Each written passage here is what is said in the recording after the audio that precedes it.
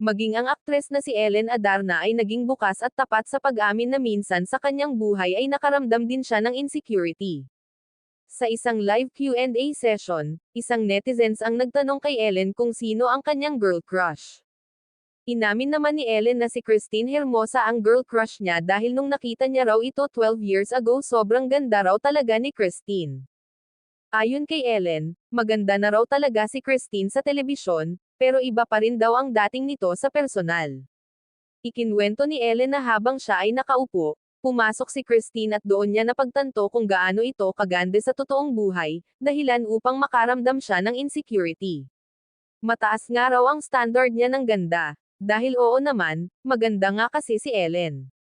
Pero, nang makita raw niya si Christine na walang makeup, nasabi niya na mas maganda talaga ito sa kanya.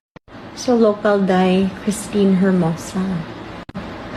Na-insecure ko. I mean, taas kong standard ko, kabiyasan ko. So, pagkita na ko niya, hala, mas gwapa kanina.